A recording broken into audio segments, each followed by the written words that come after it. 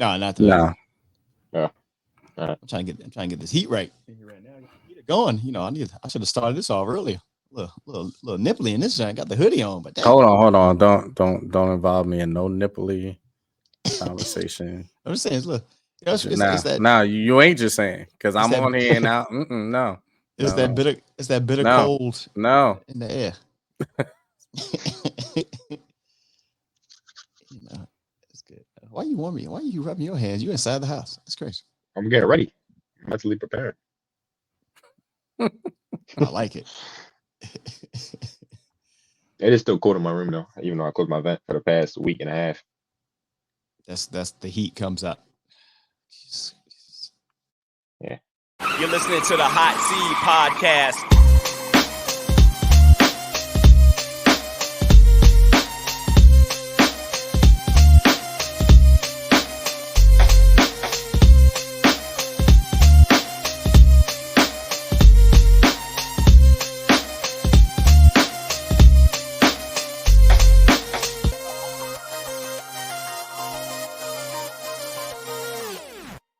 Seed.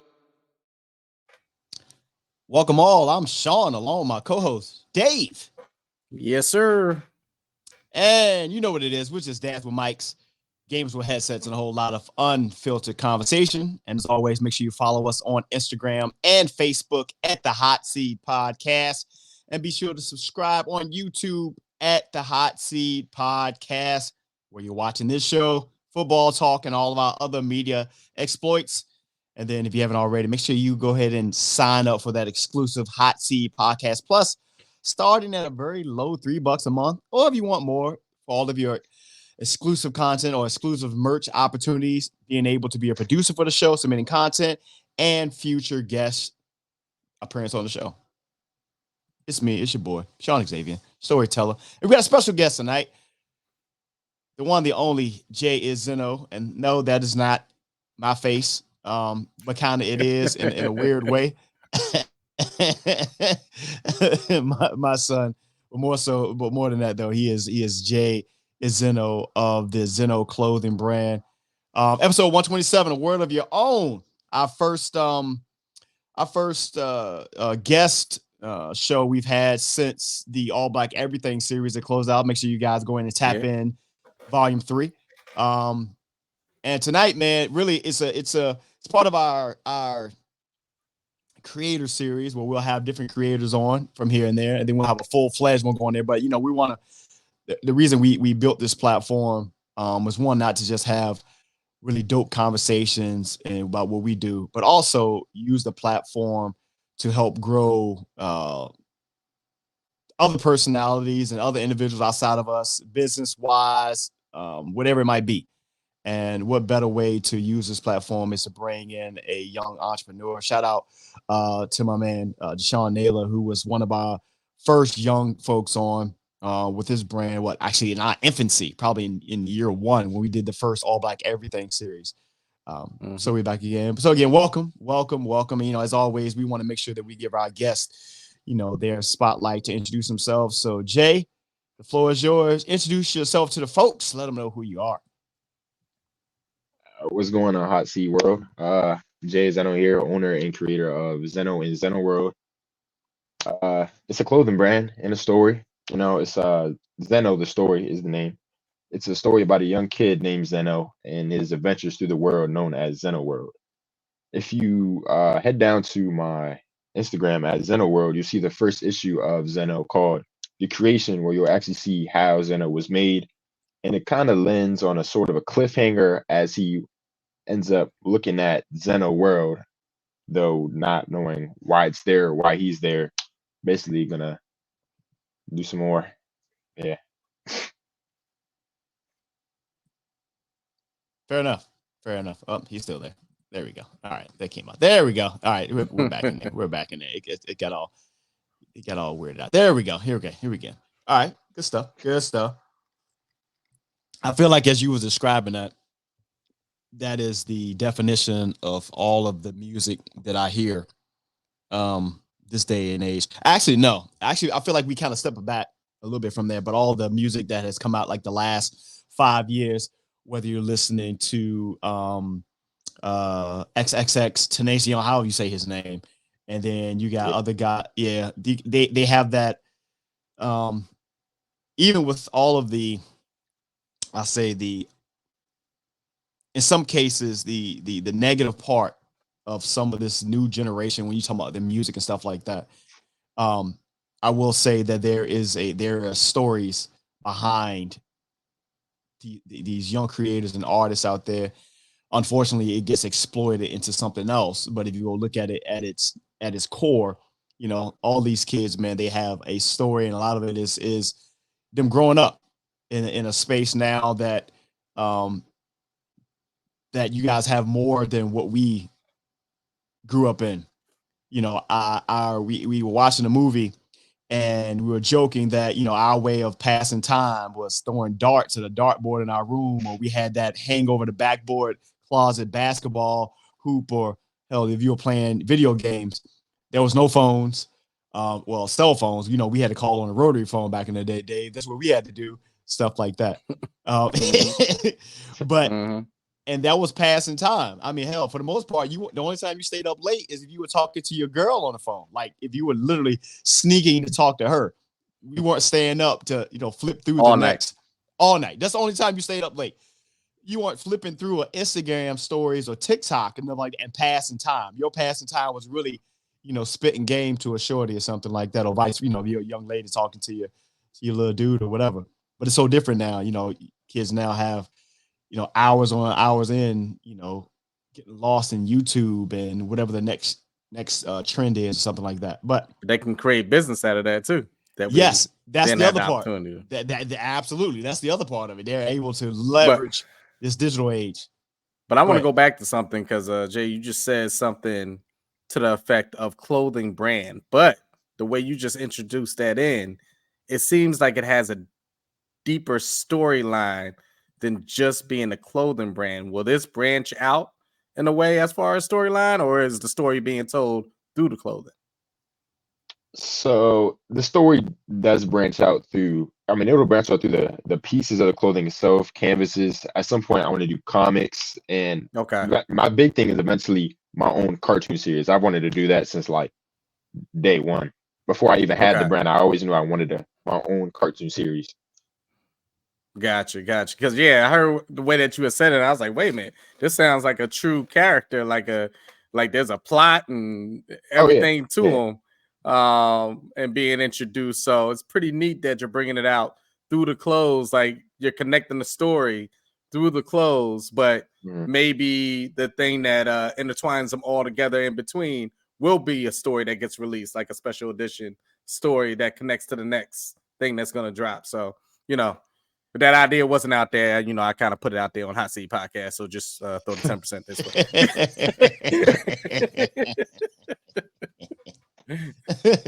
So Jay, let's go to of course you're a young creator, recently graduated high school this past year, and you took a path that was different than some young people, whether they may go to college, they may go military, they may just go out into the full-fledged workforce or trade. But you chose the path of being an entrepreneur from day one. What led you to that decision? And two, how has the process been so far? So, school has never been my thing.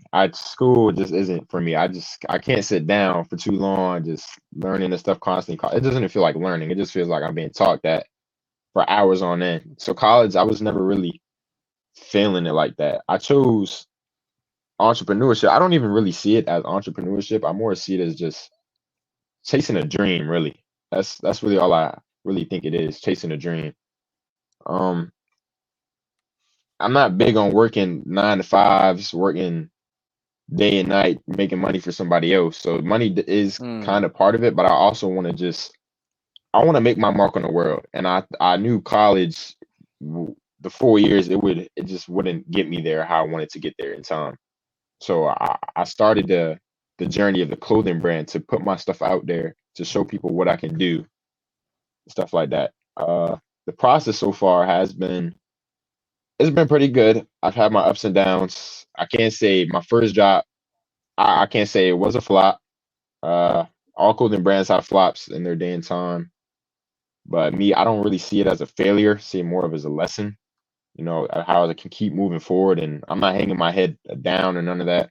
I'm just going to keep moving forward and keep putting my stuff out there because I do believe that I have something really big that can make it really far. Gotcha. When you say school wasn't for you, how are you as a student?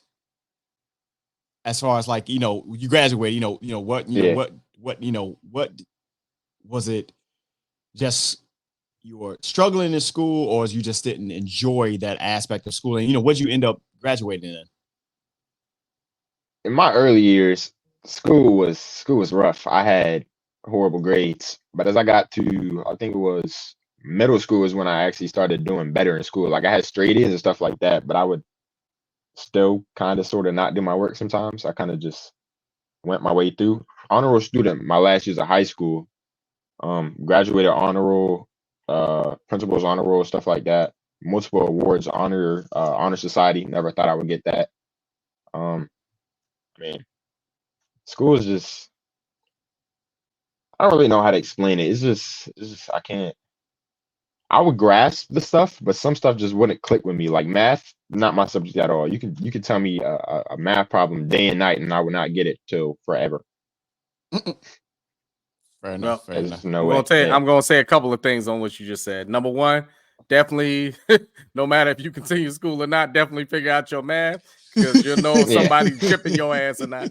Right. So you want to know your math, but you don't need to know all the calculuses and stuff. But you need to know those 1 + 1 additions, is 2. subtractions, multiplications, all those.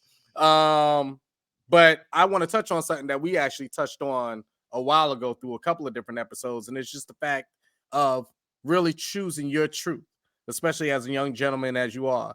I'm not here to lead anybody any type of way. I'm not here to tell you that you definitely need to go to college or you definitely should be doing this and that. You need to follow your own path, no matter what that is, because the thing is, when you don't do that and you're following somebody else's dream, trust me, you will find out real quickly that it was somebody else's plan and not yours. You don't work as hard for somebody else's dream.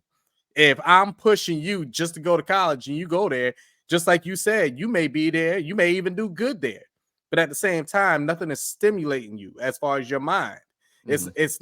It's not making you go, hey, okay, I could flip this into this. You're just doing enough to get by. I have this conversation all the time. There's plenty of subjects that I took that, I got A's in and stuff like that. But if you ask certain students and even myself now how to apply some of those things, it's like, I don't know, I just did enough to pass the test, because that's just what it was. It was just the next step to do. But in my mind, it took me so long to figure out, damn, Dave, you're an entrepreneur working a 9-to-5. And there's nothing about that 9-to-5 that's wrong, but I always feel like there's more. I always feel like I'm trapped until I'm doing what I'm doing now. So I commend you on it, because the hardest part of any type of dream chase is the decision to chase that dream in the first place. A lot of people just keep it as a dream, as a thought, and they never act on it, or they take so long to act on it. And if you take so long, and like I said, let's say you would have chose college, not saying you're not going to go back and take some classes or get some certification in different things to maybe enhance what you're even doing right now. But a lot of people do it for 4 or 5, 6 years. They come out in debt. They never are able to pay off that debt for something that they're not even using.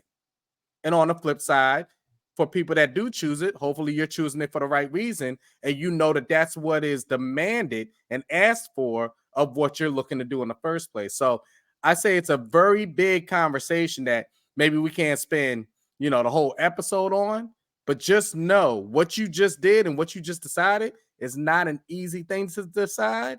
And I commend you for it. It's huge, because I wasn't ready for that type of decision at your age at all. I knew exactly what I had to go do, and that's exactly what was going to go on.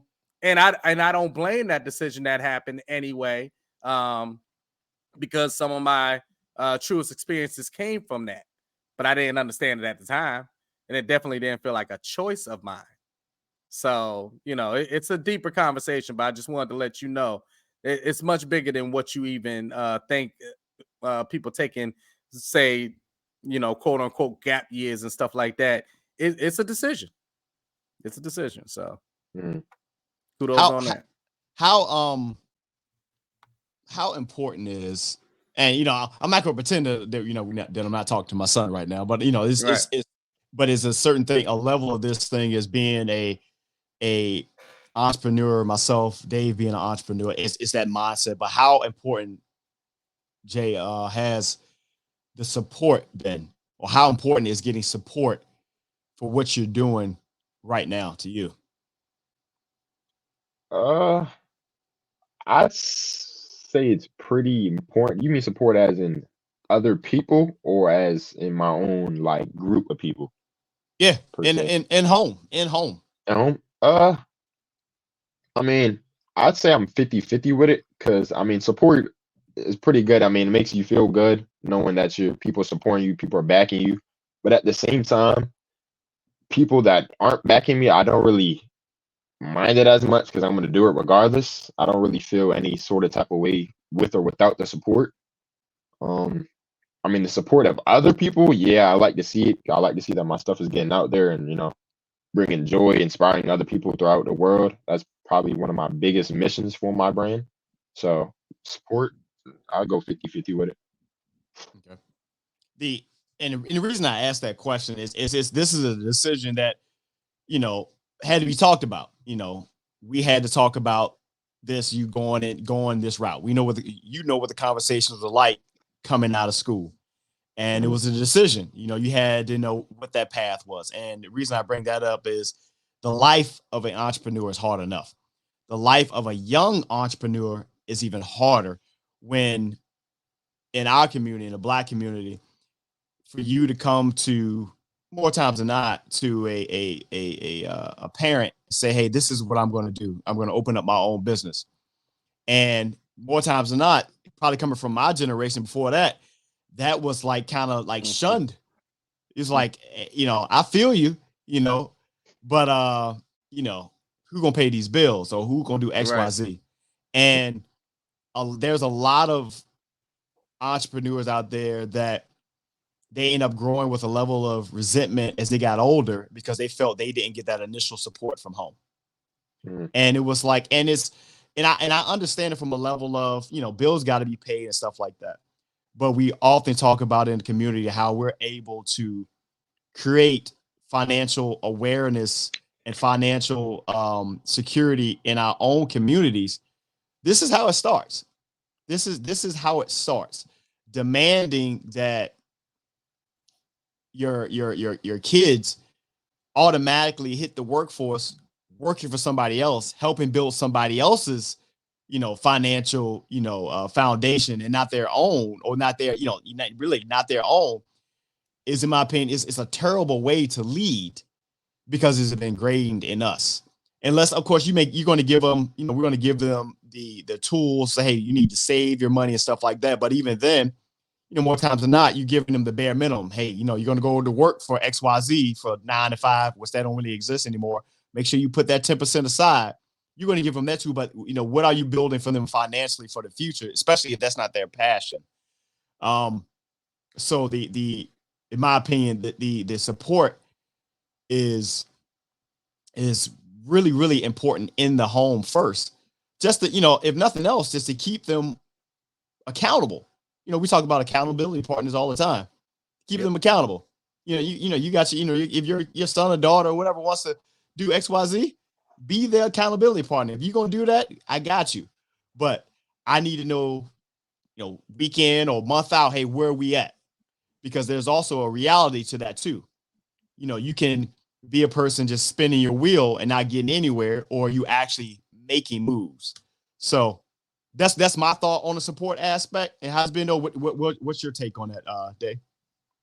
No, I mean it's really that. It's a thing that has to be earned, and you got to take it serious. You know, a lot of people think from the outside looking in that things are a lot easier than what they are.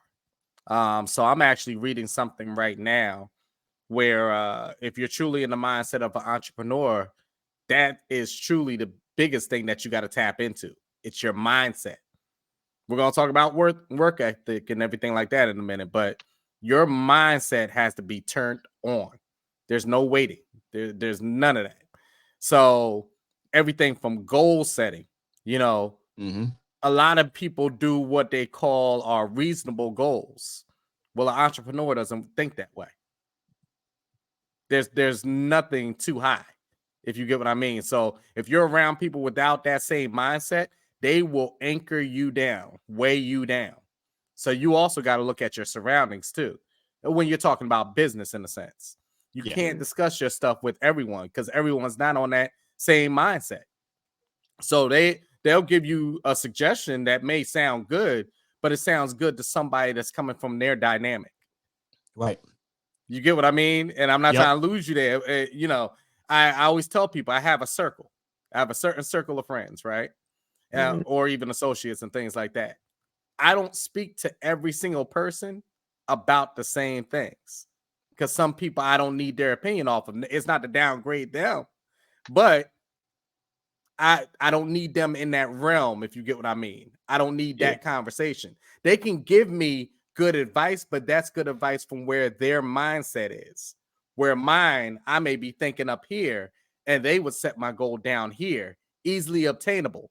I'm not here for the easily obtainable stuff.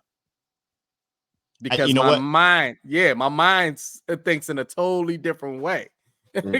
I'm never satisfied. That's a mindset of an entrepreneur. When I'm thinking about certain things, I'm never satisfied. It's just that when I accomplish that thing, guess what? I'm setting a new goal. It's the next thing. While somebody that doesn't have the entrepreneurship mind, they may have, say, that 9-to-5 mind, they accomplish their goal. They're going to celebrate it, all those different type of things, and that's great. But their mind stops because they feel accomplished. I never feel that way.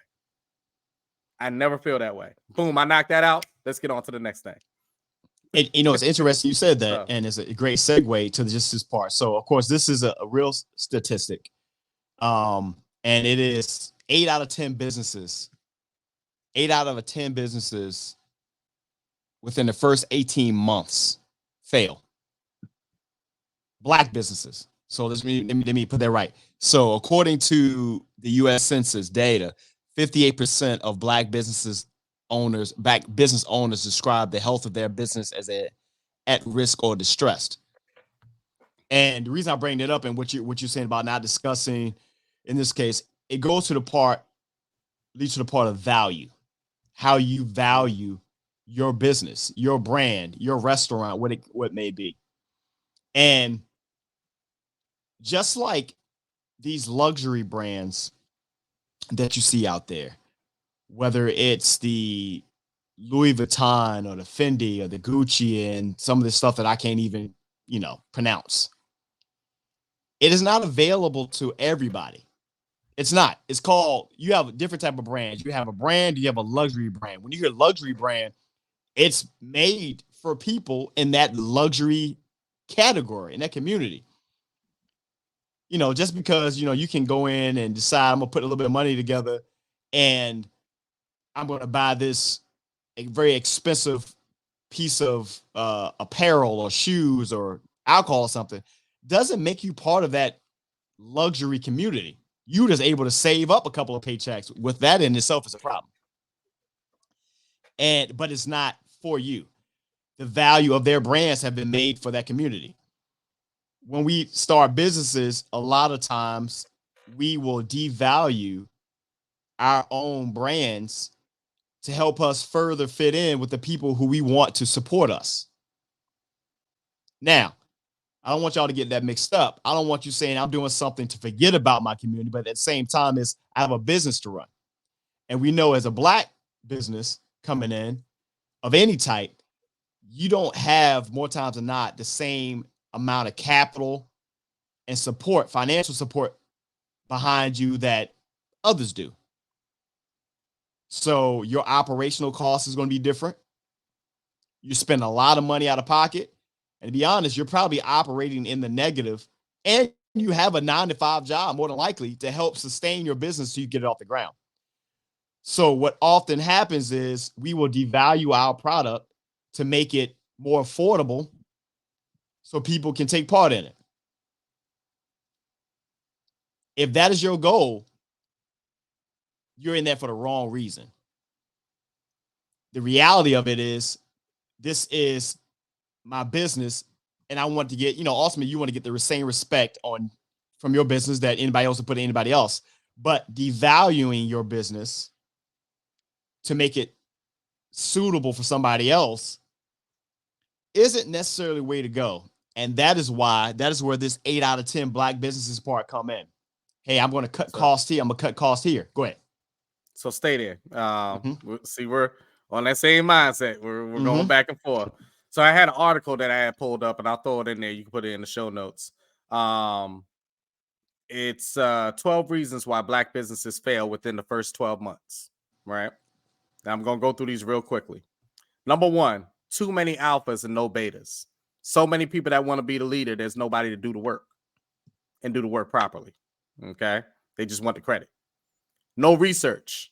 You just jump in, start a business, and think everybody's just going to jump on, but you do your research within the service that you're trying to provide. Insufficient funds. It's expensive.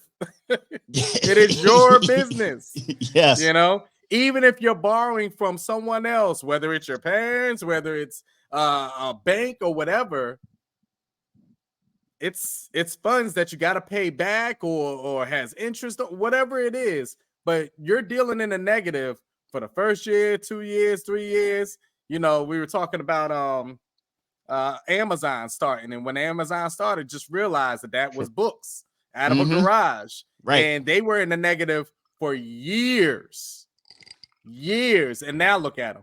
They run everything, absolutely everything. So insufficient funds, failure to adapt. If something doesn't work, I'm not telling you to stop, but also realize your surroundings. You got to critique. You got to be your hardest critic, especially as an entrepreneur. Let me throw that out there. So failure to adapt. 5, family member, not business partner. That mix in business and pleasure thing. Yeah. This is a business. So separate the two and do it early, especially if someone's in the business with you. 6, no consistent vision. I'm going to repeat that one. Not a consistent vision. There could be things that sound good right now. As soon as you see that it's not bringing in immediate money, guess what? Now you change that vision up. Right. And then you change it up again. Or you were going on putting things out once a month. Now it's coming out once a quarter. Now it's coming out once a year. It's not consistent. It's not coming out doing. It has to be something consistent for people to look forward to, or else they have no idea. They have no idea. 7, failure to diversify our products. And that's why I was asking you in the very beginning. Are you looking at it just being a clothing brand? Is it going to be more than that? Is it going to branch out? Is it going to serve a certain type of realm of people? Is it just one set? Is it, some people hold themselves so much to just one area. I forgot who we were speaking to before that had the VA brand. This is about Greg. It's about Greg. Brand new. Yeah. And we were sitting back talking about that, and we were like, but he has diversified it so much. It's not just a VA thing. Right. A lot of people purchase this that don't live down in Virginia. So that's how you diversify your product. 8, no experience. Now, of course, you got to start something to actually get experience. So don't take that the wrong way, but no experience within it. When you start off and you're brand new, and I know we're going to touch on this a little bit later, and when you're brand new, guess what the biggest thing is to do? Open up your ears to someone that's already doing it and just sit back and shut the fuck up. You know nothing. This person knows the ups and downs. Everything I'm listing, they probably already been through it. So who do you want to learn off of? Somebody that's Googling every single question that you're asking them? Or somebody that's like, oh, yeah, I ran into that year 1. Let me tell you how that went. And learn from me so you don't have to go through that. Or you'll probably still go through that, but you'll know how to handle it now. You be there. You won't be there as long as they were. Perhaps. Exactly. Yeah. 9, failure to provide good customer service. Customer service is key in any type of business. Yes. It is key in any type of business, specifically a black business where people are trying to compare you against these big brands. And they go, oh, well, their service is not up to par and things like that. Service is what keeps people coming back more than even the product. Mm-hmm. I hope everyone heard that. Service is what keeps people coming back more than a product. You can have a great product, but treat me crappy, and I'll never be back. You can have an okay product, but treat me great, and I'm right back in there. Chick-fil-A is great, but I'm pretty sure there's some things better than Chick-fil-A, but you keep coming back But because they be like, my pleasure. It's it. My pleasure. God dang. It's it. Number 10, failure to market online, which I know you're already doing, but online is the new thing now. It is it. Even in real estate, we always tell people, especially the older generation that comes in and they're like, oh, I'm not computer savvy. I was like, well, you better hire somebody that is. Absolutely. Or you're missing a whole heap of people. 11, lack of leadership. Got to learn it. Lack of leadership. And I'll throw in there accountability. And then 12, lack of followership. Lack of followership. The first thing I will always say to someone, especially an entrepreneur, if you don't believe in your shit, why should anybody else? Why should anybody else? If you don't believe you're the best, if you don't believe that your product is supposed to do what it's supposed to do, how do you expect people to work for you? How do you expect people to spread the word? How do you expect people to pay top dollar when you're iffy about your shit? If you don't have the best product, if you don't have the best material, if you're not spending your time on your craft and learning all these steps that I just went through. So they'll be in the show notes, but this is for any type of entrepreneurs out there. And honestly, anybody in the workforce, period. Yeah. You learn these things right here, I guarantee you will up your productivity and you will up this through that. All right. Now, let me ask you this. Let me lead right from that into this, Jay.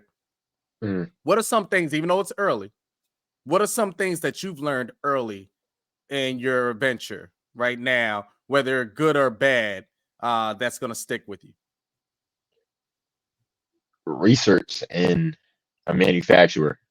For me personally, research in a manufacturer, a good manufacturer. My first experience with one was it was an experience. It was not good at all. Okay. I did tons of research, but at the same time, I didn't do enough to the point where it led me into the negative. But now I'm back at it. So that's now when we say research on a manufacturer, are we talking about their quality of their stuff, just the pricing on their stuff? Quality, customer service, okay, the materials, everything. The full 9 yards. All together. Nothing was going right. No, not at all. No. Yeah, this was a total flop. Sometimes you can have good quality, but it's so much at a heavy price that you're like, I'm not even turning a profit. And then sometimes vice versa, you're sitting back and you're like, oh yeah, well, this is a good price, but the quality is nobody's gonna get a second one. No. I may get them one time. They ain't get a second one. What is the starting off, the hardest part of being an entrepreneur day in and day out is to start, and what I mean by that is going in knowing that you have not built the following or the dedicated customer base for your business so far. What is the motivation to wake up the next day like, all right, man, I'm gonna do this again today, and then the day a day, because you're expecting, I got something fire I'm about to put out there. We talk about an apparel place. I'm getting all these likes from off of Instagram and TikTok and people saying they love it, but then when you wake up the next morning, you be like, shit, I don't got where's the orders at? Like, I got something going. Where's the orders? What's the motivation to keep it going day in and day out? All right. So for me, I full-heartedly believe in like fate and destiny. So for me, if I believe that it is my destiny for my brand to be one of the biggest brands in the world. Like you can't tell me otherwise. And I feel like I'm one, not even to like have a like really big ego, but I feel like I'm like one of the most visually creative people to walk this earth. That's just how I feel. You can't tell me otherwise. No, no, there's no way. So every day I'm constantly thinking of designs and just the story in my head constantly. Even when I'm not drawing it down, I'm still constantly drawing in my mind. So I could like go to sleep, wake up and be like, that was in my dream. Let me draw that on paper. It doesn't always come out how I want it to, but like if I do it for probably like 2-3 hours, I can recycle the drawing multiple times and boom, fire drawing. So every day I wake up knowing that I can create something better and then I have something big in the palm of my hands. I just have to get it out there. Okay. Now the character is Xeno. Xeno, yes. Xeno, I'm sorry. Is Yeah. Xeno. Character wise, does that character come from anywhere? Meaning, like, do you have thoughts in your mind of different characters that you grew up on or anything else like that that produced this character? So not all the other characters, but Xeno. So the story Xeno is it's kind of like a self biography. What is it? Autobiography? Biography? Probably a self autobiography, basically. So Gotcha. there's some real stories that I'll be putting out there that's happened in my life, mixed in with some fiction stuff, like stuff that hasn't happened, and just like the makeup stuff, like all the monsters, aliens, stuff like that. But most of the Xeno story is pretty real. So it's stuff I want to share my experience of in this world out there to Okay. other people that could probably help them, inspire them, stuff like So that. pulling So the some of your Xeno stuff. character, yeah. Okay. Gotcha. So I kind of just want to get my story out into the world, and then the other characters is more or less like, I guess you could put it like probably experiences, if that makes sense. Like certain So you know characters what? represent certain experience. Just because you said that, let's have a little fun. Mm. I ain't even have this down, but just because you went there, give me. I'm gonna say top 5, but you know, you don't even have to stop at 5 of characters that you have been introduced to through TV shows, movies, whatever, in your mind that you're like, man, that was like creative genius right there. Give me some characters. Like you want like in all It sorts doesn't of matter. media, like you okay. No. Yeah, it don't matter. I don't care if it's Creative genius. cinematic, if it's anime, if it's TV, if it's it doesn't have to be animated. It could just be a regular character, a light character. So Top 5 favorite character. I mean, to put them in creative genius, I mean, I have a lot. So I'll probably start with, of course, I'll probably say Batman. Probably one of the biggest creative geniuses. Just cause, I mean, that's a story alone is, yeah. okay. Batman. So wait a minute. If you're gonna go Batman, Yeah. there's so many Batmans. So, what's your favorite Batman? I don't care if we're going Patterson. video game. Oh, we're going recent. Oh yeah. Yeah. That's probably my Batman. The my Batman for favorite the Batman people that movie don't ever. follow. Oh, Yeah. okay. He's probably. I just love the way the movie was. The shot. It was an experience. I got you. Okay. Daddy's happy over there. Go ahead. Yeah. What else? I don't want to just list my favorite characters, but I want to list the top like creative genius. Yeah.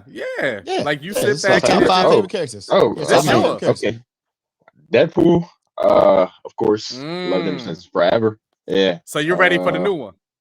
Oh yeah, absolutely. Are you excited? I'm reading that every day. They said the date might get pushed back for release, but yeah, I'm on top of that every day. They're trying. I mean, I guess we'll talk about it when we get to the Marvel time period. But I'll say it in this sense. They're trying their best to keep it for sometime next year. It was supposed to be May. It might come out later than that, just because the actors are still at strike. But it's gonna play a major role in let's just say the reboot of the MCU. Oh yeah. And I'm gonna win my bet about how long MCU lasts with your dad because of what is about to happen. But fair enough. We'll get on to fair enough. All right, what is that? That's 2. What else? I'll probably say Kid Trunks. Kid Trunks is probably my favorite from Dragon Ball. Dragon Ball Z. Okay. I'm about to say you got to fill me in. Okay. Future Trunks. Yeah, Future Trunks. Not Kid Trunks, but Future Trunks. Okay. I'm gonna stay with Dragon Ball. Kid Gohan, like in his prime. Gohan in his prime, like the Cell games Gohan. Like he was a beast. That's probably one of my favorite arcs of all time. What else? Ricky Bobby from Talladega Nights. He's just it's just hilarious. Like it. Yeah. I like it. Ricky Bobby don't take no shit. Yeah. What else? I love that. I know I'm gonna go with Donald Duck, probably one of my top 5 characters is there. Okay. Something different. Why is that? Yeah. I don't know. It's just something about him. Like I don't know what it is. He just has to be up there. To me, Donald Duck would pop out there specifically for someone like you, because for people that pay attention to Donald Duck, he was never the guy, but he was a person that was always needed. If you get what I'm saying, right? Without, whether it was comic relief or just he wasn't the guy, but he was never like, okay, he's just showing up type thing. So if Mickey ever got in a bar fight, he calling Donald. I'll tell you that much. I'll tell you that. Tell you that. So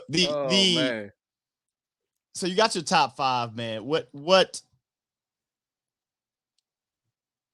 as an artist, inspiration comes in so many forms as an artist. And a lot of times as an artist, what you're doing is you are putting yourself out there in some sort. So, you're telling your story in some type of way. And you already said that the XZNO character and the XZNO story is heavily, infused with your own life. How far are you willing to take that, considering that when you go down that path of giving yourself to the world, how far are you willing to go to make sure that your message is there? Because when you do that, you also give up a level of privacy at the same time. So what is your cutoff? Is there a cutoff? Or do you just walk into space and be like, look, I am what I am. Here it is. Fuck it. So I do believe there is, I can't even say it as well. I'd say there is a line, but I haven't quite found it yet, if that makes sense. So I know there's a cutoff, but I don't feel like I lived long enough to have found that line just yet. So as of right now, I'll go as far as I need to go to I really just want to inspire. That's one of my biggest things. Like inspiration to someone else is one of the most beautiful things in the world. Like that's really, I heavily just appreciate, even from other people who have inspired me. It's just really cool to me. Let me add to that in a way. Do you feel like you're so in touch with this story and the brand of it that it's therapeutic for you? Like you feel like you're actually getting something out, like it's a emotional release, mental release, whatever it is for you? I would say, yeah, it's pretty therapeutic. Because, I don't want to go this route, but I guess as a young man, in society is kind of don't express your feelings. If you feel me, let's not pretend that's not an actual thing. But I feel like if I'm putting it out in an art sense, I'm still giving out my feelings, but I'm putting it in a way where it's not so what's the word? Not available, but vulnerable. There you go. Yeah. Yep. So I feel like I'm relieving that stress and stuff like that through my art. Like I'm relieving those emotions through my art. Okay. That's there.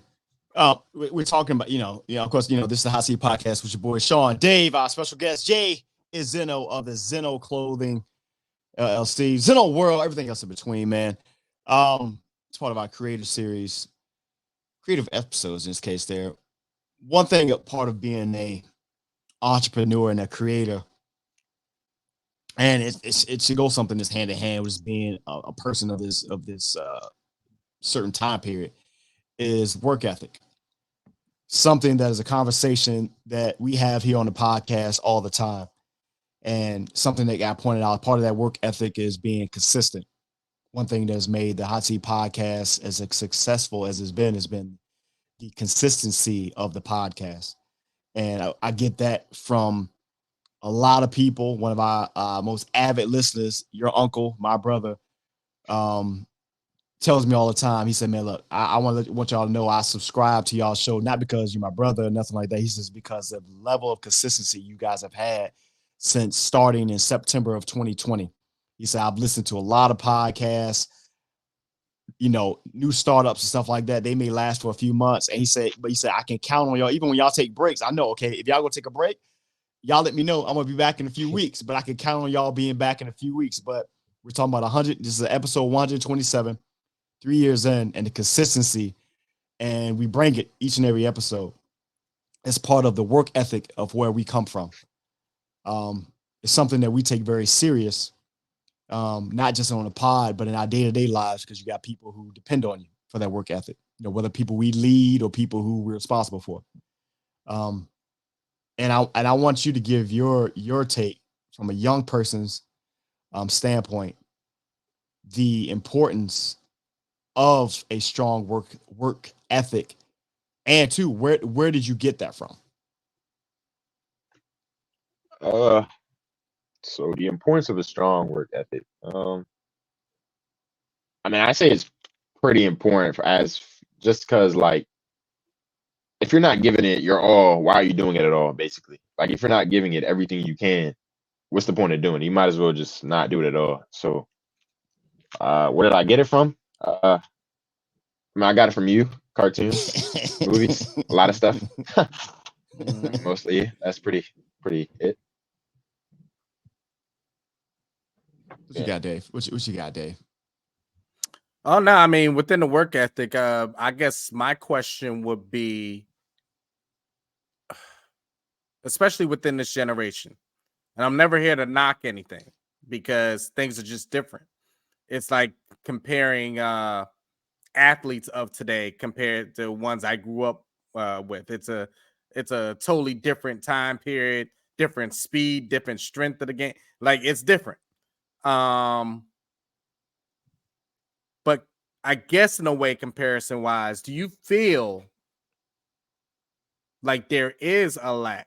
Now, this is just within your generation of certain things being instilled within younger folks that are jumping out here into the world. Because the reason why I told you earlier that what you just did was make a very huge decision, because when you go to college, you're just putting a delay on real life. That's really what it is. And hopefully those people that are in there are taking it serious, because when you don't choose it, you're out there in the real world. You're seeing how you're about to be treated by people that will smile in your face and stab you right in your back. Sometimes it's right in the front. They don't even care, to be honest with you nowadays. Yeah. With a smile.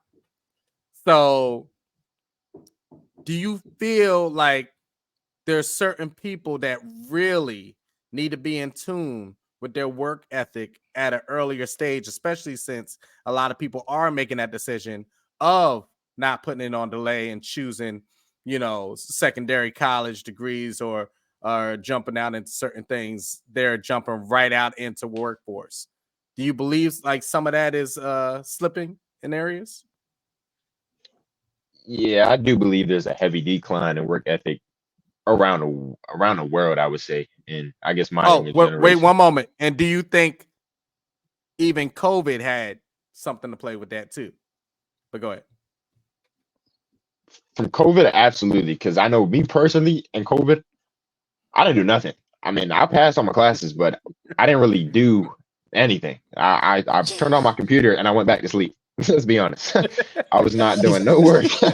there was and no this way. is coming from somebody doing it. Go ahead. The thing is, let's not say after it ended, because it's not really over per se, but after we got sort of back to normal, there wasn't really a pickup in my generation. Like when I was still in high school, there's still a lot of people who couldn't get back to it, who still don't do the work that's needed to be done. And I can see some of them taking it to college now, not doing the work, and when they come out, they're gonna be lost, confused, and just reality gonna hit them in the hardest way. Yeah. I'm glad you.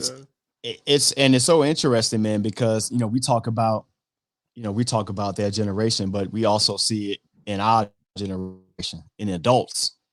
Like, and sometimes I look at it, I'm like, is it pandemic quarantine related? Part of it is. I honestly believe, as much as it helped a lot of people, I also honestly believe that stimulus period, what I mean by that is with all the stimulus funds that was given out, I also think as much as it helped a lot of people who absolutely need it, it also was probably the worst thing that ever happened, especially here in the United States, because it created a level of laziness, procrastination that I see every day from a leadership standpoint. And it's almost disheartening because it's people that have responsibilities, as far as kids and stuff like that. And it's two parts of it. Some people believe that, why am I going to work so hard when, evidently, I can work, and one day I'm not going to get anything out of it. To those, I would say those are the ones who they don't have the realization of, or they don't have that dream aspect like you had, Jay. They're no longer chasing that. At that point now, they lost that dream a long time ago.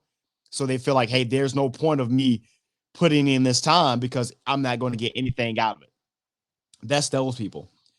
And then there's also the other people who say, well, if I put my all into this here, I'm going to miss time on the things that are much more important. So it's two things. And there's a balance. There's two of us on the show now. There's a definite balance between a strong work ethic, and then overworking that same ethic to the point to where, the balance is not even, realistically, work to life maybe 60-40, and that may be comfortable. It's kind of like a strong run game in the NFL. If you're doing 60-40, you might be doing something right. But then it turns to a point to where you pass happy and you may be doing 80-20. 80 of that being all work and 20% of that being life. And then you find out that all this work was for nothing if you're missing out on very important things. At the same time, some of the greatest investors and business and philanthropists that we know out there say it was worth it at the time. Think of all the billionaires and stuff that we kind of like admire in certain land. Anybody, it was working at the time, but then they will also tell you, man, I wish I could have had this moment back. So that's the part, being an entrepreneur, where you may find yourself putting in 100-hour weeks. One, because it's your business. You got to build it from somewhere. You may be missing out on a lot of things to help build something that is tangibly important to you. It just depends. But at the core, what you're saying is the work ethic part is lacking, has been lacking, and it's frustrating. It is frustrating. Now, I know you're starting out right now. You don't have a staff. How do you, if you even know at this time, are able to impart your level of work ethic on a future employee, whether it may be somebody who may just be running errands? How do you impart that on somebody at your age? I guess build a team in that regard.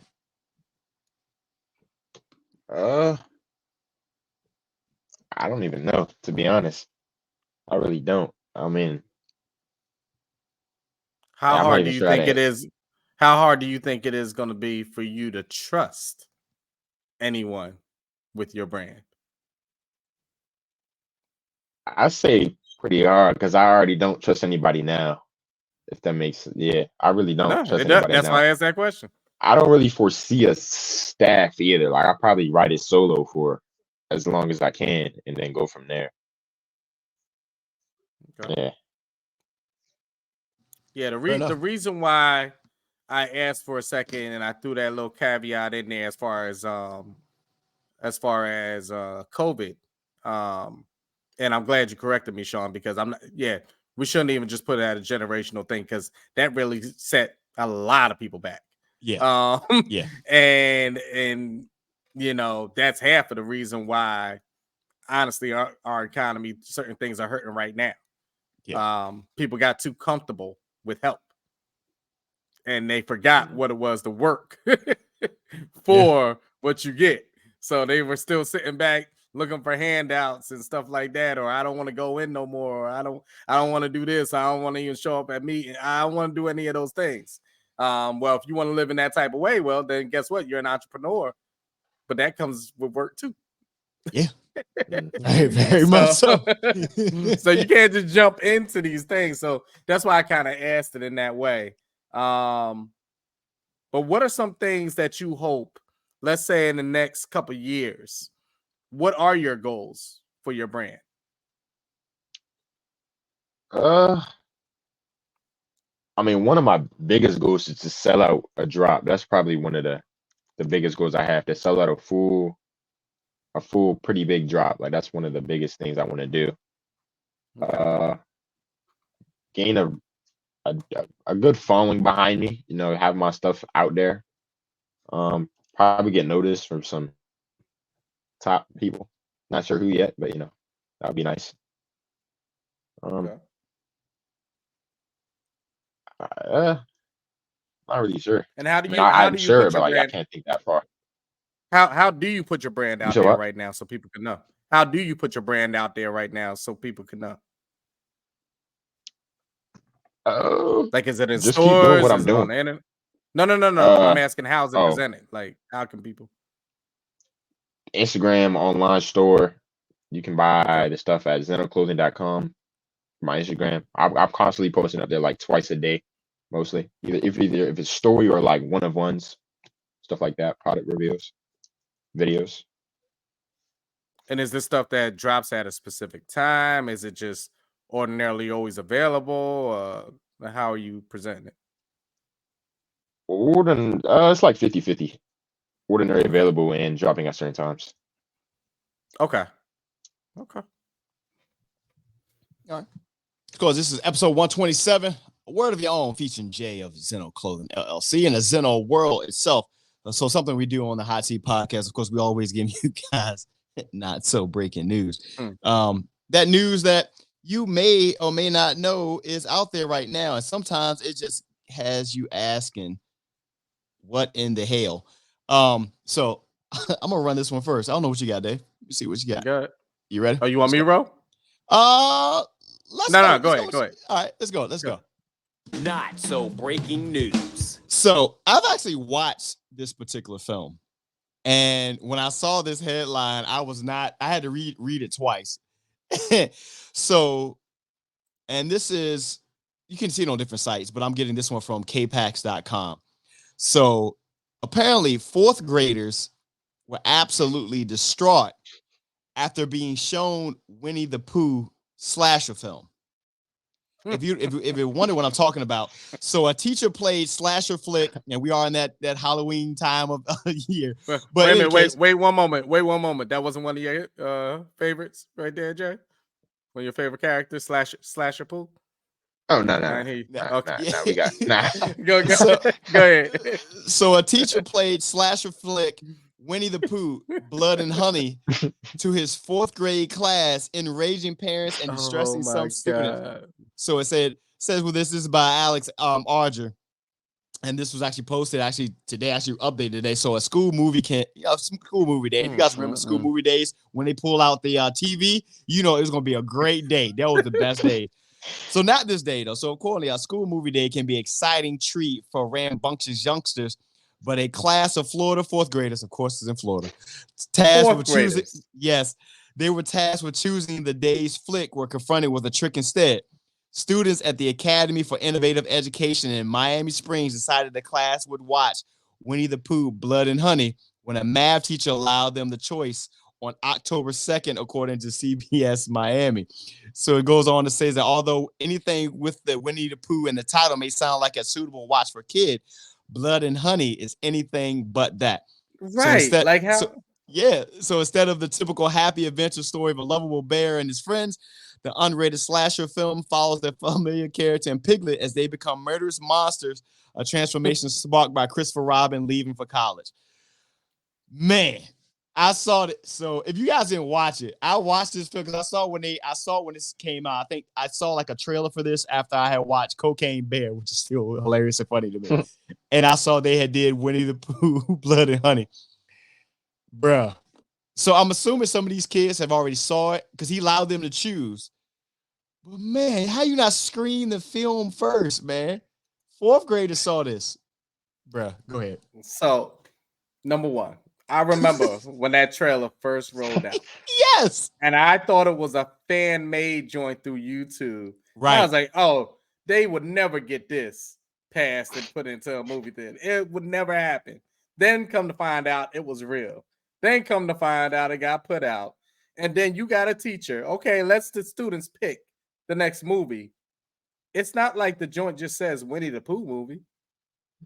He didn't pick up nothing off the blood joint. Like nothing went ding, ding, ding. Like maybe this is not suitable. Oh my God. From the title alone. My question is, how long was the movie playing before it would stop? Like how long? So apparently, according to the article, it said the Miami careless teacher, quote unquote, allowed the film to play for 20 to 30 minutes before turning it off, despite alleged requests from students. So they watched about a half hour of this, and I know they saw a lot because it starts off like that. That means that teacher left the room. That's what that means. That teacher turned that joint on, it was gone, or was on the phone, or whatever. Wasn't even paying attention. Wow. Oh man. Wow. See, and to your point, Dave, it says in a statement to Scripps News, the school said the film was, quote, mistakenly shown, unquote, during an indoor lunch and that the situation has been handled with all involved. How was it mistakenly shown when it said Winnie the Pooh, Blood and Honey?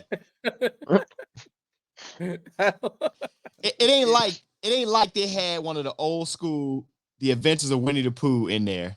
When there's a DVD, they put it in, he loaded in. You know, like when you go, this is for your time, Javen. But there was a time where there were people you had to rub the disc or put a No, not even before that though. There might have been a person that came to school that had it covered. It may have said on there, it might have said something like Back to the Future. And then you went to your friend's house here. We would watch Back to the Future. And they pulled the VHS tape out and they put it in, and it was actually called Backs. It was actually Backs to the Future. And if Dave, you know where I'm going with this, Backs to the Future. It won't that. It won't because this is not on DVD. They had to pull this from Netflix, Prime, Tubi, wherever. Didn't even see the rating either. I mean, there's so many. God. But the fact that it was in Florida does not even. I don't even know what to say. Wow. And I'm looking at it.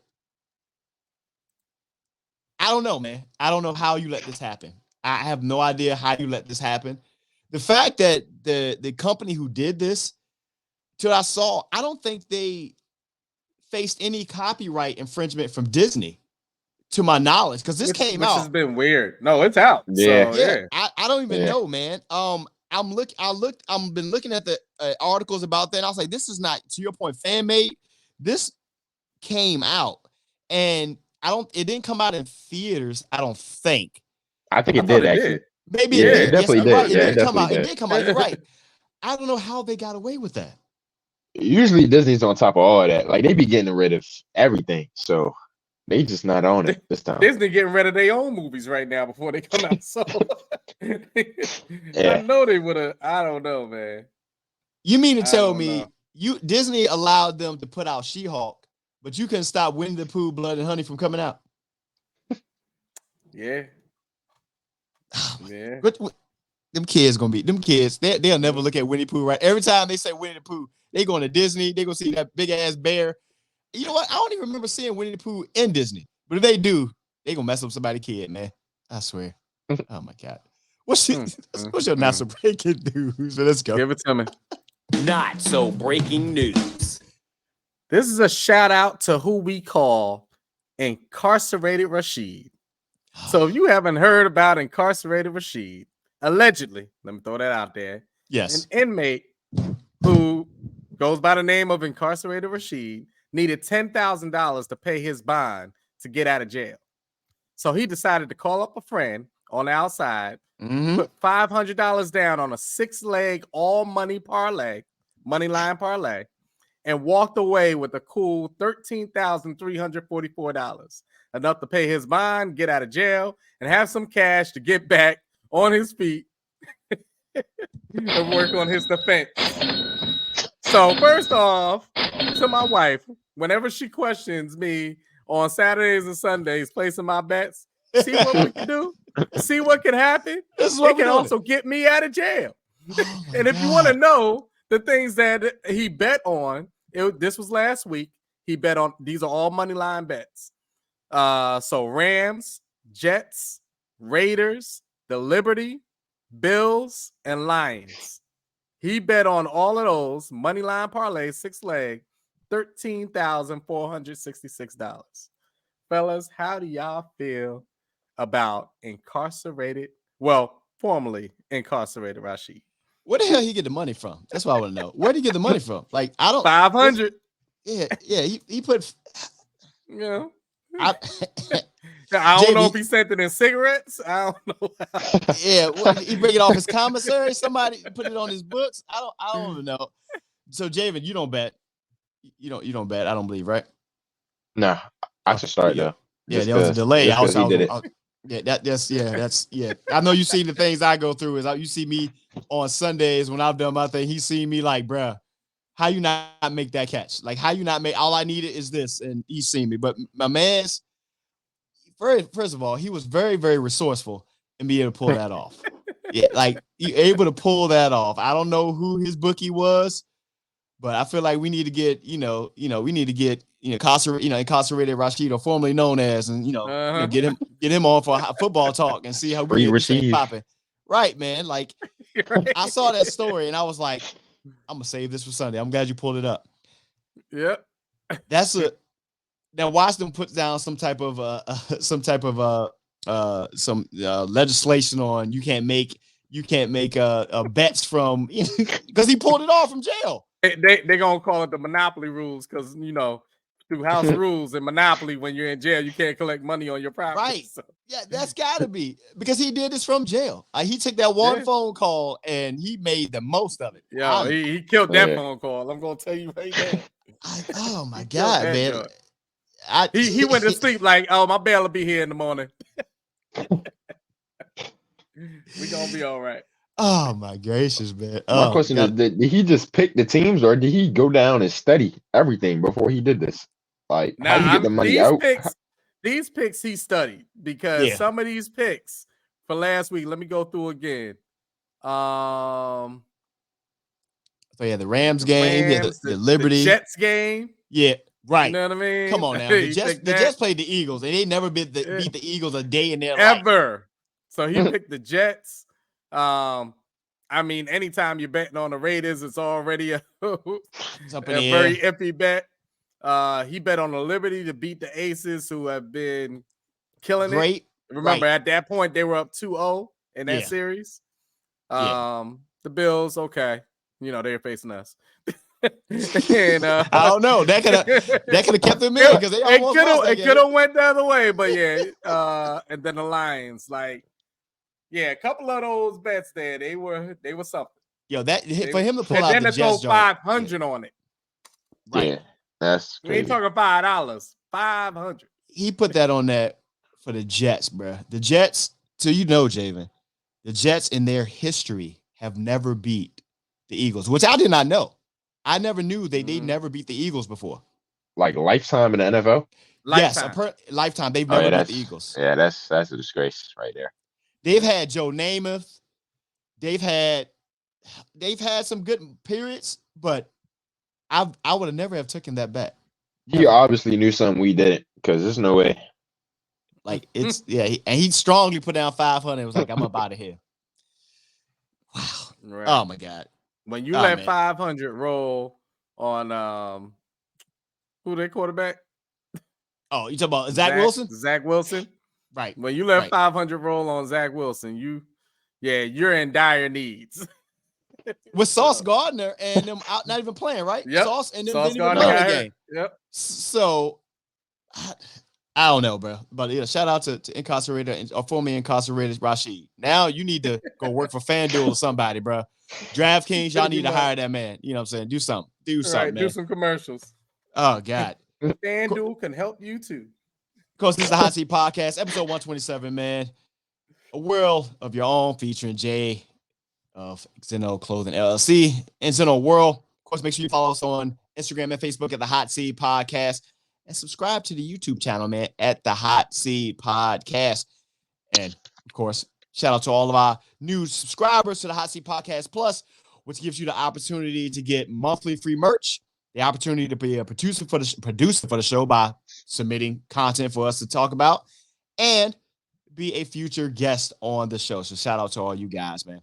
So of course, this podcast wouldn't be what it is because it all started from Xbox Live. So let's get into some video game corner. Y'all ready? That's good. Sure. So we're approaching a very, very big day in the video game world. Both of them have nothing to do with Xbox, unfortunately. So October 20th, it's safe to say it's probably going to be the biggest game release of the year. And it only really involves two games. One of them being Spider-Man 2, which is now relegated to being on nothing but Sony PlayStation. It features not only Spider-Man, but also the Miles Morales piece and that joint character. Everything around that. The Spider-Man game on PlayStation has you wanting to buy a PlayStation just off of that strength of that alone, if you really want to play the game. So you have that going on, and then the release of the most popular video game character there is in Super Mario, which in the Super Mario Brothers Wonder game, which I've seen some early reviews of it, and they're comparing it to the Super Mario World. That was like that, back then, and it said it looks like a beautiful game. IGN gave it a 9 out of a 10 on it. Can I have it? And then we'll have it here too. There's a Switch in the house, so that will absolutely go down. But these two big games, of course, we're still waiting on the drop. That won't be for probably another year or 2 or 10 of Grand Theft Auto. Yeah. But what do you guys think, man, about these two big games coming out and the fact that we're not in that space? I know we don't own a PlayStation. We do own a Switch though, so that will be happening. But as far as the Spider-Man thing, what do you think? Look, I just know when Spider-Man, the first one, first dropped. Yes. I was almost over 90% of the way there of just getting a PlayStation for that game alone. Mm-hmm. Luckily, brother-in-law had it up north. So when we went up to visit, Cam got to play it and stuff like that. And I mean, he would look forward, of course, to see them. But after saying hi, he would get on the sticks. And that's what he rocked the rest of the weekend. But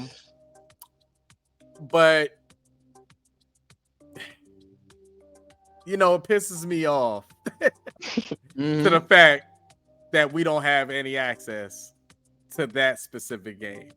I wish they did, because some of the things that are exclusive to Xbox aren't shining as well anymore. I'm just going to be honest. Halo didn't come back the way I thought it was going to come back. Yeah. Definitely didn't need that one anymore. There were a couple other ones out there. But that was the biggest one that I was looking for. So that's why I'm leaning on Grand Theft, because Grand Theft could take me through 10 years easily. Yeah. Absolutely.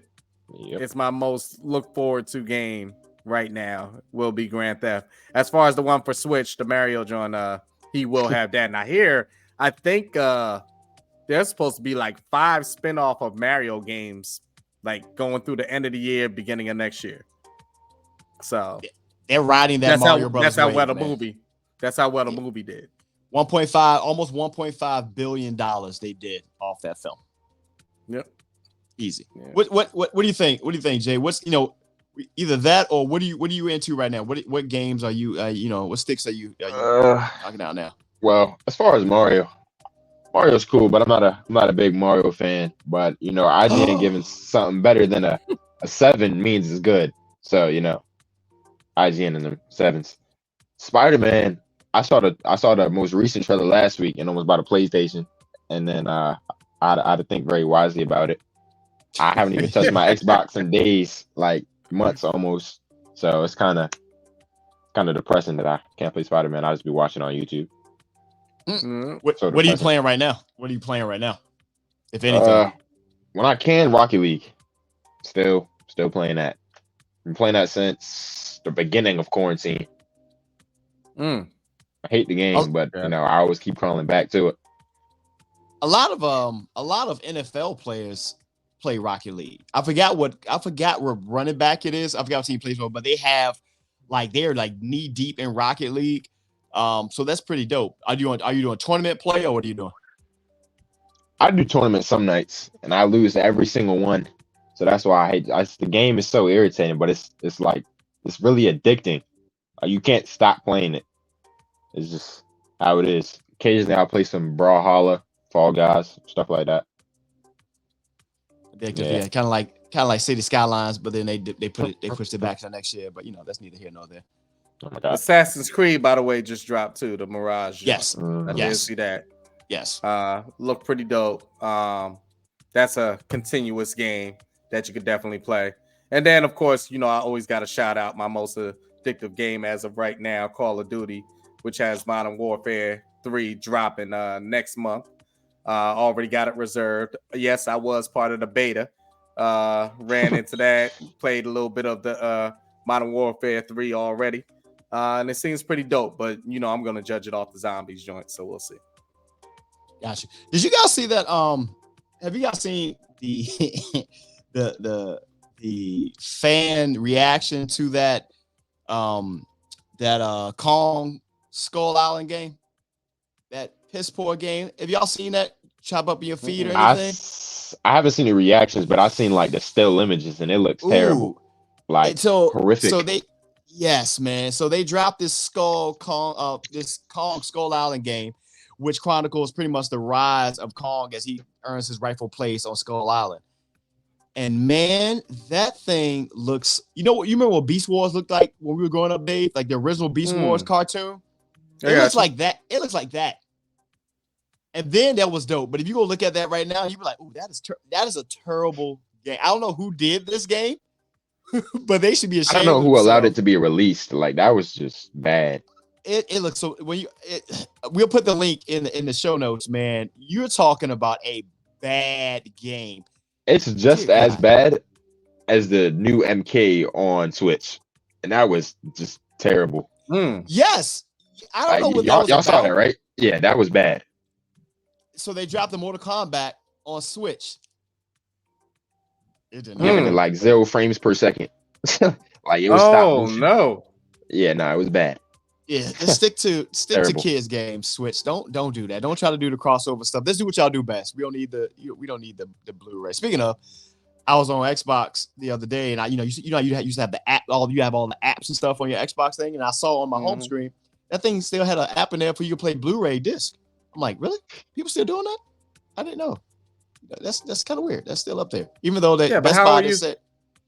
Oh, go ahead. What? Well, I don't even have a disc. That's what I'm saying. I don't even know. But it's the one of the app things you can play your Blu-ray, which is interesting because Best Buy just announced. I saw an article that they're going to stop carrying DVDs finally. Yep. Yeah. Netflix did the same thing with whatever. You know what would be the craziest question to ask yourself? What was the last CD and DVD that you brought? Because I really have no idea. I bought a Batman one because it was Batman. I was in Target, and they have the DVD section, and they had one of the Batman ones on it, so I bought it because it was Batman. That was the only reason. Didn't even open it. Jay? I don't ever think I bought a DVD in my life, ever. I actually bought one. They just appeared in the house. I had never bought one. Yeah. They just appeared there one day. I don't really know. He said, "Forget about my last one. I ain't never done it in my life." It's no way. I got a whole box of DVDs here in the studio, man. A whole box of DVDs. I got a whole box too, but I couldn't tell you the last one I got. Yeah. Like Best Buy lost a big time customer in me because I was in there multiple times a week, every week. Yes. For drops of CDs and DVDs. And one of my favorite things to do weren't even new releases. They were like old school stuff. I was that guy up in there getting some classics. But then when you started being able to stream stuff and when you started being able to pull stuff on over, I was like, oh shoot, I don't even need this no more. And then that was it. I mean, I'll buy one if you know, because you probably can't stream it. But if I find Backs to the Future somewhere, you know, I might end up buying that. You know, that's a video game corner, man. With your boys, Sean Xavier, the storyteller. I guess, man, for episode 127, A World of Your Own, Jayisxzno of XZNO Clothing LLC and the XZNO World itself. Before we get out of here, man, hope it's been fun. In this case, I look forward to all the new ventures and seeing how the brand itself comes out. What's your big I guess what's your current drop? What we got going on right now? Show the folks what we got. What do we have dropping right now? Well, as of right now, I have a 1-of-1 for it's spread out Shadow Man, kind of, but with a W. It's a 1-of-1 exclusive zip up tee for $55 right now, pre-order. But most recently is the drop that I'll be showing tomorrow, product reveal tomorrow for November 1st, called Giraffe, like giraffe, but GIREF. Yeah, all of my names for my drops really come from the file names. Like I don't really name anything ever. I just put something quick and boom, that's the name. That's mostly how everything goes. So it's different. I think it's pretty cool. Okay. But stay tuned for that tomorrow at 12 p.m. Nice. So by the time you guys see this, it might be 12 p.m. But you know, it'll still be out there for you guys there. Any hoodies coming? Any hoodies? The giraffe is a hoodie, yes. Got it. Yeah, we're hoodie folks here. So I see right now, for those who are paying attention, there's a piece that he's wearing right now, and I can't help but notice that symbol right there. Tell the folks something about that. For those who know what I'm talking about. So this is actually Luffy's hat from One Piece. That was probably my first drop I ever did. Zeno X One Piece. I actually have one of the tees right here. These are still for sale. $35, free shipping. That's the back, printed. And then the front, you got the hat.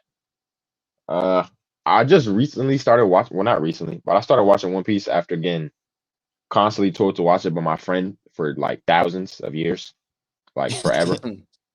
I've stopped watching it again, but I got to start back on it. It's pretty cool.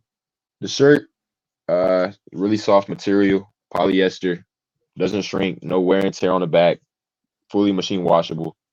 And, just you definitely want it. Trust me. Does your stuff run large or? This one is true to size. Yeah, this one is true to size. Yeah, this is what a large looks like right here. It's pretty. Got it. Yeah, I actually have a large on right now too. It's pretty comfortable, snug, very soft. Okay. Yeah, you definitely want one. Okay. I like it. So we'll make sure we have the link and everything else. So you go right to the page then go to order you some teas, man. Whether you're getting it out or directly from the person himself, skip the middleman, everything else in between. It's pretty dope. Love to see it. So of course, man, this is the Hot Seat Podcast with boy Sean, Dave. This podcast wouldn't be what it is if we hadn't taken our Xbox Live conversation and actually brought it over to the podcast world, where we've been doing this for 3 whole solid years now and some change. Of course, make sure if you guys haven't already, make sure you tapping in with us on Sundays for football talk, 9 a.m. for all of our professional analytical breakdown, conversation, picks, and everything else in between, man. Of course, you can find me on Xbox Live at Sanatu2X. Forza Motorsport, still loving it, putting my time in. I seen a wheel that I saw an article for it, so I might have to grab that particular steering wheel that I saw. That was actually, they were promoted with it. They said that their response to it and response time, gear, and everything, it might be pretty dope. So we're gonna find out. Get my review on that. But that's what I'm playing right now, man. Forza, all the car customization and building and stuff like that. Shout out to all the haters who don't like the game. I'm just saying. What you got, Dave? The storyteller. Look, just gotta be deep for a second. I said it before. America, wake up, man. We are in straight turmoil right now. If you don't know what I'm talking about, you don't turn on the TV. You're not really into the political side of things. Just be into the fact of things working for you and not working for you. Right now, we are in a government standstill. Government's not shut down, but it might as well be. Because right now we're to a point of going on 2 weeks of not having a speaker at the House. That is one party basically choosing who is leading that caucus, that body of people. They can't come to a decision of who's going to lead so we can pass certain laws, get certain funding. So give you an example of what's going on in the world in case you've had your ears and your eyes closed and stuff like that. Ukraine relief, because they're still in war. The Israel stuff, because that war is going on. Right. Our government is due to shut down in about 2 weeks because of the budget. Hello, there's stuff for them to do. And right now they're just sitting back and doing games. The first couple rounds, the first couple days, it's funny. Ha ha. Look, they can't get themselves together. Now we just look stupid as a country. We look stupid. We look slow. We look like we don't have things together. And that's really what it is. So they got to figure out something very quickly. And I'm being so serious on this because, man, if you didn't think that we were in a bad position before, these things have never happened before. We never sat back and looked at nothing moving before. Right. Because a group of people can't come together in a reasonable amount of time to pick who's going to be their leader of that body. They can't agree. Forget about another side. They can't agree. There's a problem going on. All right. So just wake up. Yeah. What you got, Jay? All that folks to know. Give me where they can find you. Everything else in between, man. I don't even know how to follow up after that. I feel less serious. My bad. No, I feel like I said my first. All right, you can find me at, first off, go shop at XZNOclothing.com. You can find me at XZNO Clothing and at XZNO World, constantly posting every day. Just go shop, man. You don't want to miss out. I'm telling you, I got something big growing, and you definitely want to be a part of it. So just go shop. That's really it. I love it, man. Of course, man. This is the Hot Seat Podcast, man. With the crew, we good to go. It's the Hot Seat. It's just. You're listening to the Hot Seat Podcast.